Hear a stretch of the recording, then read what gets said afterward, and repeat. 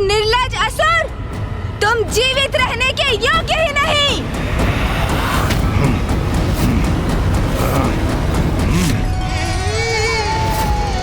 हे ब्रह्मदेव, माता, मैं आप दोनों की पूजा से अत्यंत प्रसन्न हुआ।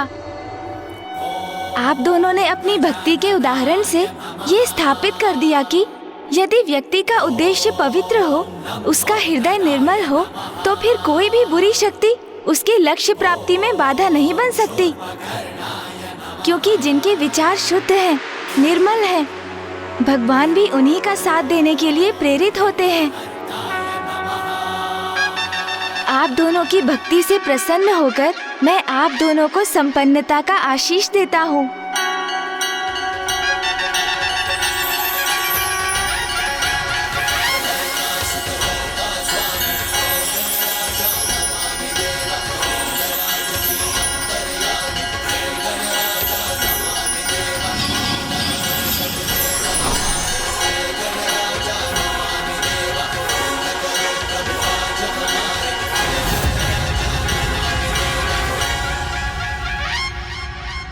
ये सभी तो मात्र सांसारिक वस्तुएं हैं।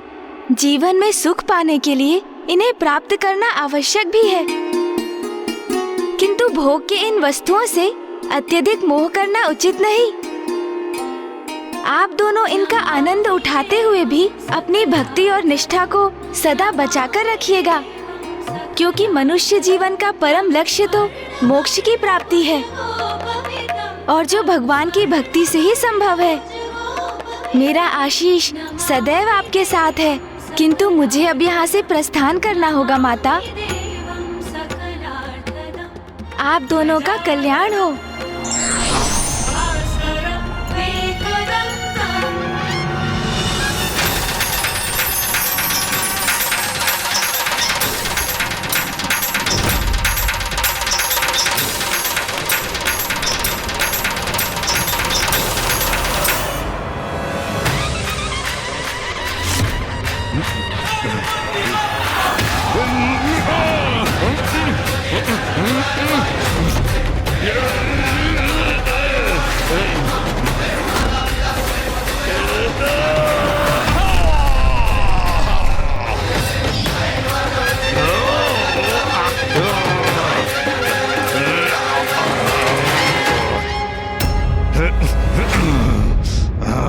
भगवान के लिए उसका भक्ति ही सर्वोच्च है। दुर्बुद्धि, मेरे भक्तों को पीड़ा देकर तुमने बहुत बड़ा अपराध किया है, जिसका दंड अब तुम्हें अवश्य प्राप्त होगा।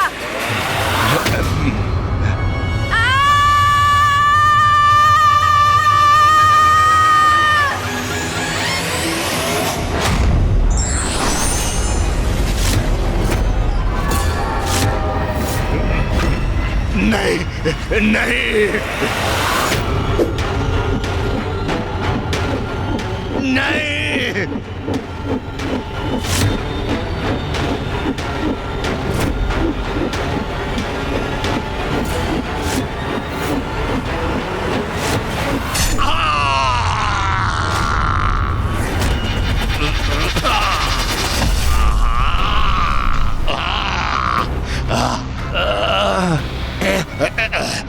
प्रथम पूज्य गणेश, अब मेरा जीवन तो मिट रहा है, किंतु अभी ये शत्रु तो नहीं मिटी है। मेरे बाद मेरा पुत्र तुमसे युद्ध करेगा,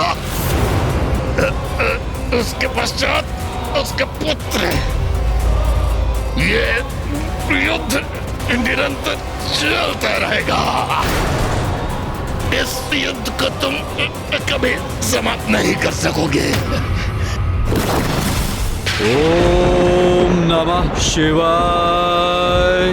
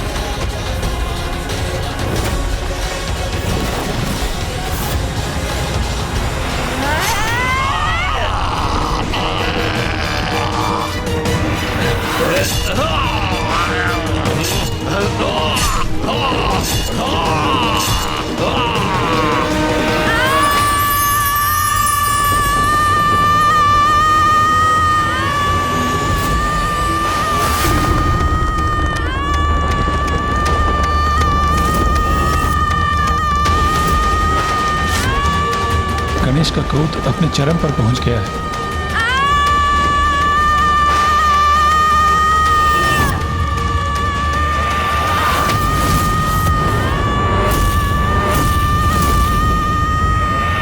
गणेश जी का क्रोध तो गर्जना के रूप में चारों दिशाओं में ध्वनित हो रहा है।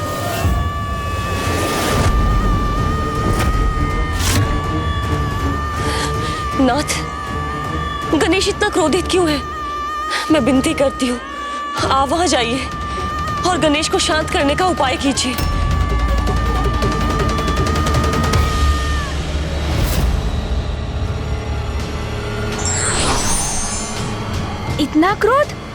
इतना क्रोध मुझे कैसे आ गया और क्यों?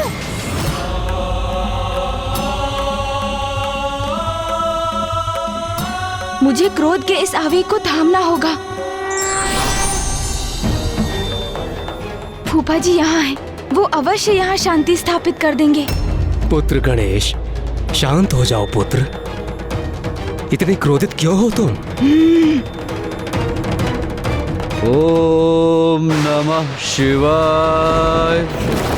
मैं सभी को गणेश के विरुद्ध कर दूंगा। मैं गणेश को ऐसा कृत्य करने पर विवश कर दूंगा कि सभी उसको आयुग महादेव पुत्र मान लें, जैसे अभी तक मैं रहा हूं।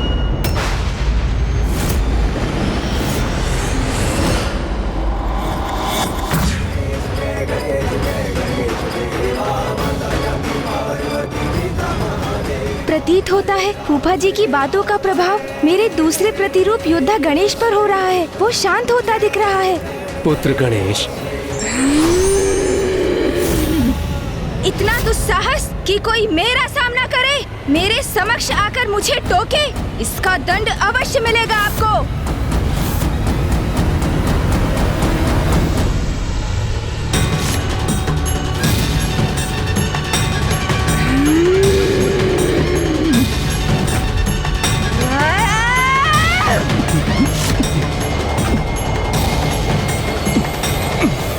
पुत्र गणेश, शांत हो जाओ पुत्र। अपनी श्वास से मेरा खिंचाव बंद करो।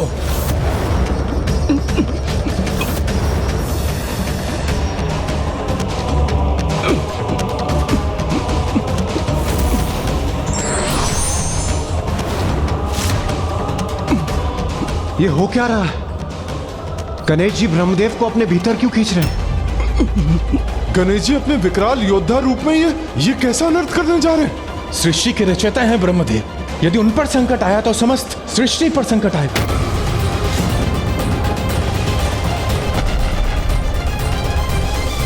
पुत्र गणेश, ये क्या कर रहे हो तुम? आपने मुझे टोका क्यों? क्यों टोका आपने मुझे? ये गणेश जी ब्रह्मदेव के प्रति इतने कठोर क्यों हो रहे हैं? ये कैसा क्रोधावेश है उनका? ये क्या कर रहे हैं गणेश जी? गणेश ने तो जैसे निश्चय कर लिया है, वो शांत नहीं होगा। मेरा क्रोध अभी शांत नहीं होने वाला।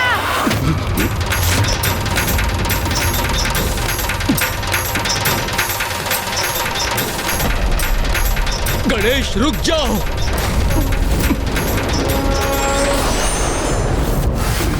पुत्र गणेश, ब्रह्मदेव को मुक्त कर दीजिए, अन्यथा अनर्थ हो जाएगा। नहीं करूंगा, कदापि नहीं करूंगा।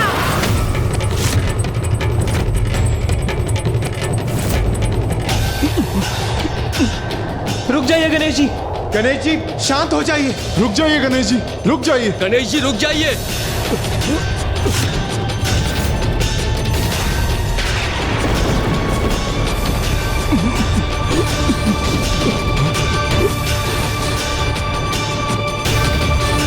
यदि गणेश की सूंड ने मुझे अपने भीतर खींच लिया तो मैं इस अनंत अंधकार में समाहित हो जाऊंगा।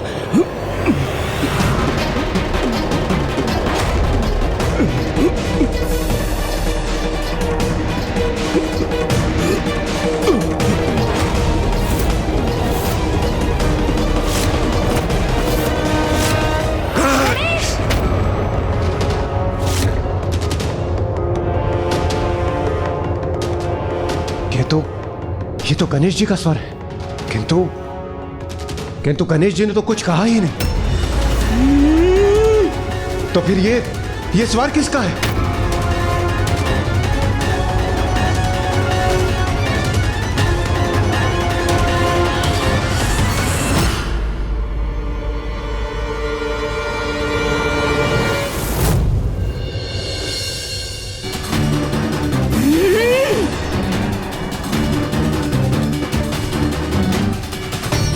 एक और गणेश जी?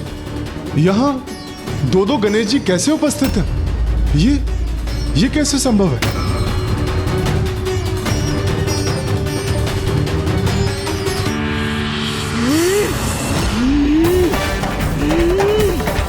गणेश, गणेश, शांत हो जाओ। ये क्या हो गया है मुझे? क्रोध के ऐसे भीषण आवेग में क्यों बहा जा रहा हूँ मैं? नहीं, मुझे शीघ्र कुछ कर इस क्रोध के उन्माद, अन्यथा जिस किसी शक्ति के भी प्रभाव में हूँ मैं, उससे स्वयं को मुक्त होना होगा।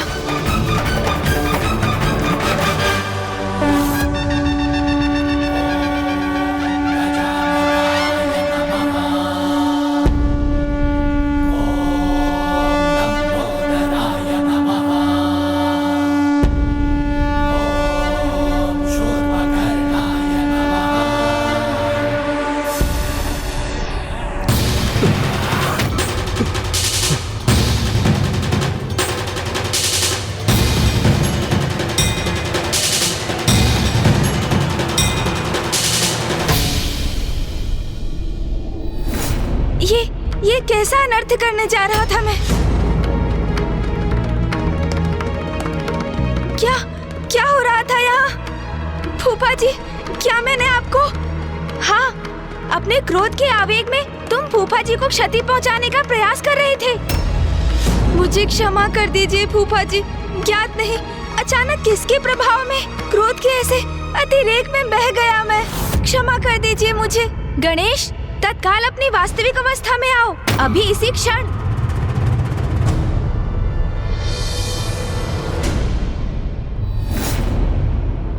गणेश जी, आप दो रूप में प्रकट हो गए, और क्यों?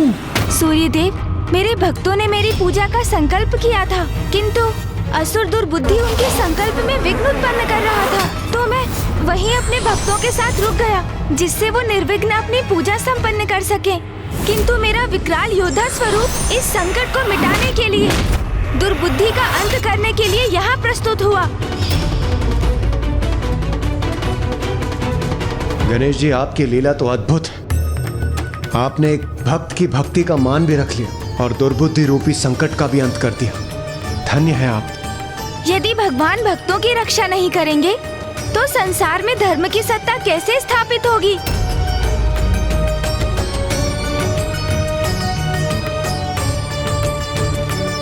गणेश जी, अब जब दुर्बुद्धि का अंत हो ही चुका है तो आप दोनों पुनः एक ही कर क्यों नहीं हो जाते? वायुदेव, ऐसा संभव नहीं, क्योंकि एक समस्या है।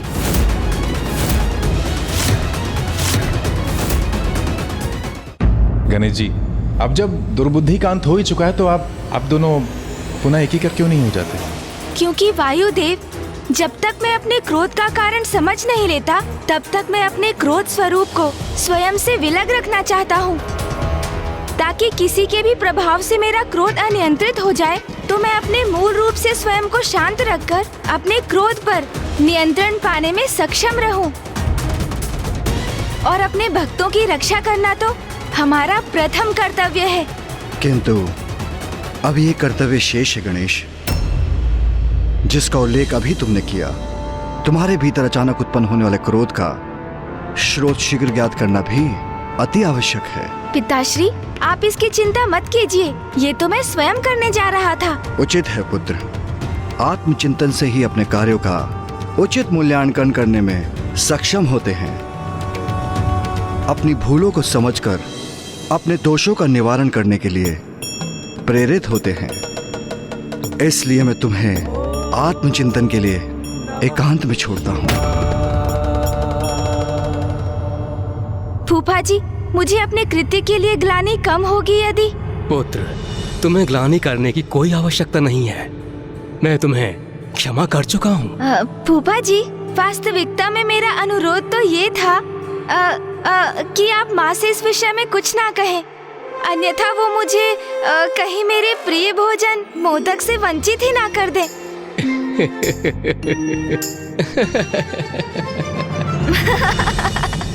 महादेव, ब्रह्मदेव, अब हमें भी चलना चाहिए। प्रणाम प्रभु। प्रणाम प्रभु। गणेश जी, अब हमें भी प्रस्थान करने की अनुमति दीजिए। प्रणाम प्रणाम। गणेश, ये क्या कर रहे थे तुम? क्या हो गया है तुम्हें?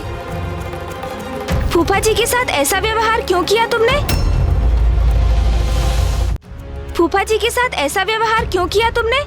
ये तो मैं स्वयं भी समझने में असमर्थ हूँ कि मुझ पर अचानक किसका प्रभाव छा गया था। क्रोध से कुछ भी प्राप्त नहीं होता गणेश, उसे सदा नियंत्रण में रखना चाहिए। तुम मुझे समझा रहे हो? तुम स्मरण नहीं, जब चंद्रदेव के साथ वो घटना घटित हुई थी तब कितने आवेशित हुए थे तुम? तब मैं भी तुम्हें इसी प्रकार उलाहना दे सकता था ना? मैंने अपनी इच्छा से कुछ भी नहीं किया। मेरे इस कथन पर विश्वास क्यों नहीं करते हो तुम? मुझे ज्ञात नहीं अचानक क्या हुआ था मुझे, अन्यथा क्या मैं कल्पना में भी फूफा जी को क्षति पहुंचा सकता हूँ? बोलो। हाँ, ये तो तुम सर्वथा उचित कह रहे हो। ये अपार क्रोध का चक्र तो कुछ समय से निरंतर चल रहा है, किंतु अब हमें इसके मूल में भी जाना होगा। हाँ, क्योंकि ये घटनाक्रम कहाँ जाकर थमेगा किसे ज्ञात है। कल चंद्रदेव पर तुमने क्रोध किया, आज मैं क्रोधवश फूफा जी को ही निगलने चल दिया, तो कल तुम मामा जी को अपना आहार बनाने भी पहुंच सकते हो।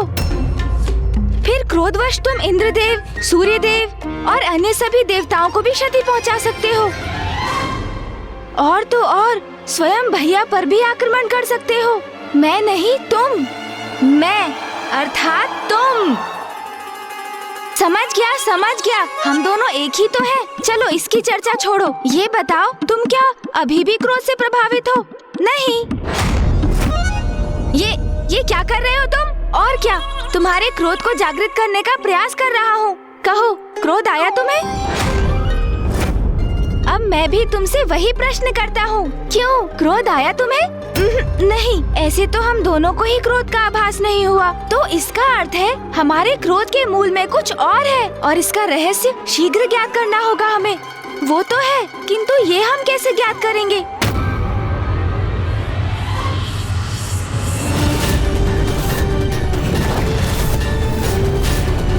वास्तविकता में उनके दो ही पुत्र हैं, कुमार कार्तिकेय जी और प्रथम पूज्य गणेश जी, जिनके जन्म दिवस का उत्सव यहाँ आज कैलाश में मनाया जा रहा है। गणेश का जन्म दिवस, महादेव का प्रिय पुत्र।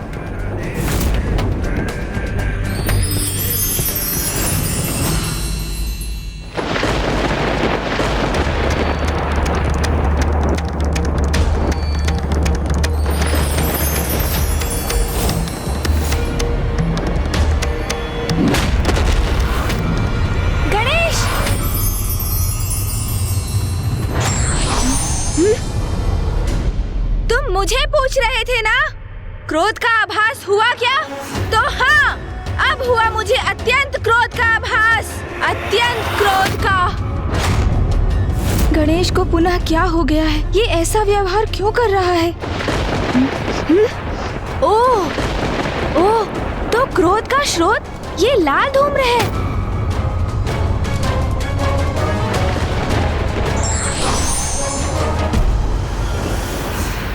और ये धूम्र तो आकाश मार्ग से अवतरित हो रहा है, जहाँ आकाश इसके प्रभाव से रक्तवर्णीय हो गया है। जब हमें ये ज्ञात हो ही गया है, तो विलंब किस बात का? हमें यथाशीघ्र वहाँ पहुँचना चाहिए। जो भी इस क्रोध का कारण है, अब वही इसके परिणाम का भागी बनेगा। मैं तो उसे मसलने के लिए आतुर हो रहा हूँ।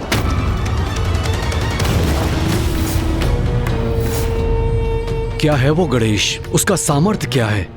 प्रथम पूज्य की उपाधि प्राप्त की है उसने, क्योंकि महादेव का पुत्र है वो। यही है उसके प्रति सभी के स्नेह का कारण।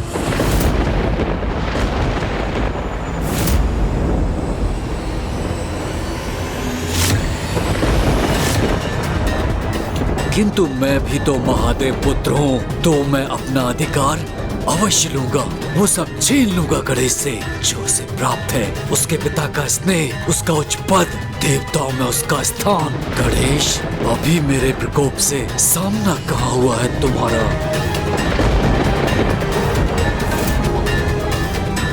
ये जिसका भी दुष्कृत्य है उसे अब उचित दंड दूंगा मैं।